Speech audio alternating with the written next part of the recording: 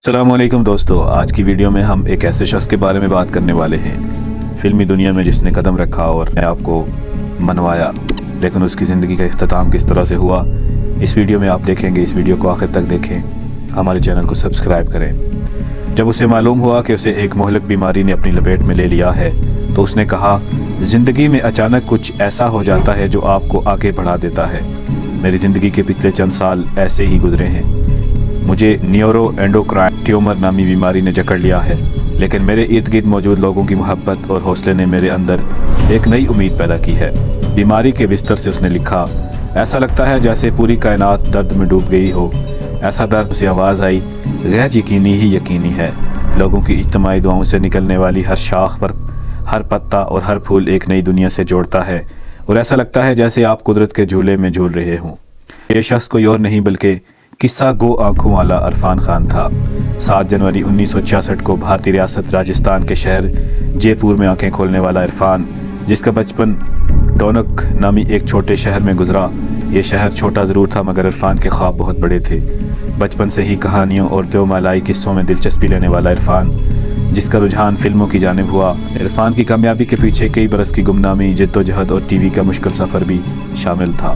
दीगर कई अदाकारों की तरह वो भी अजीम अदाकार बनने के ख्वाब लिए भारत के नेशनल स्कूल ऑफ ड्रामा पहुंचा। वहां से वो मुंबई आया, लेकिन इब्तदाई दिनों में उसे मामूली किरदारों के सिवा कुछ न मिला। 22 फिल्मों के बाद 2003 में विशाल भारद्वाज की फिल्म मकबूल ने इरफान को शोहरत दी और वो लोग उसे पहचानने लगे। फिल्मी नकाद शीशी बलीगा लिखते हैं, ये कितनी शर्म की बात है कि इतने अरसे से इंडस्ट्री में मौजूद बासलाहियत इरफान खान को हिंदी फिल्मों में बहुत काम मिला, और इस रवैये पर बॉलीवुड के करता धरता कभी माफ़ नहीं किए जा सकते।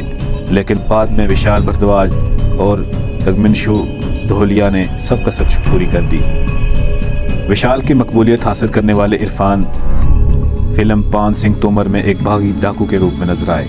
जिस तरह वो फिल्म पान सिंह तोमर में एक डाकू के किरदार में मासूमियत, नादानी, अजियत, जिल्लत और बगावत के एहसासात को साथ लेकर चलते हैं, वो काम सिर्फ एक गैर मामूली अदाकार ही कर सकता है। इस फिल्म का एक मुकालमा बहुत मशहूर हुआ, भीड़ में तो बागी होते हैं, डाकू तो पार्लियामेंट में बैठे हैं। इस फिल्म में शानदार अदाकारी पर उन्हें नेशनल अवार्ड से नवाजा गया।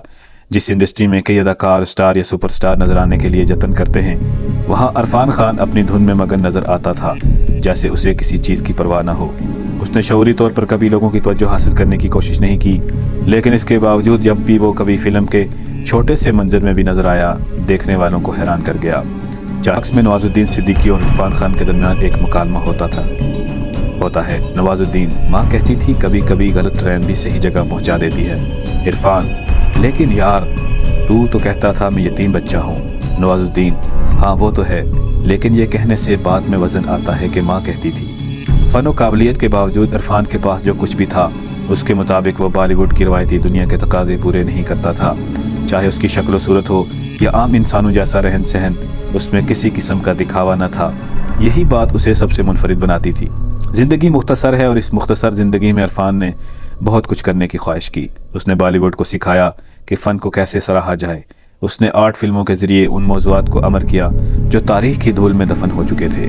वो मोहब्बत करने वाले दिलों का तर्जुमान था।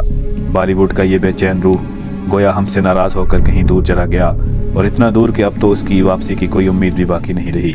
लेकिन वो अपने किरदारों में हमेशा हमारे साथ रहेंगे। तहरीर व तबसरा, सरमद सोलंकी। अगर आपको हमारी ये वीडियो पसंद आई हो तो इस चैनल को सब्सक्राइब करें और वीडियो को लाइक करना ना भूलें, ताकि इस तरह की मज़ीद मज़ेदार वीडियोज़ आपको बर वक्त मिलती रहें। बहुत शुक्रिया।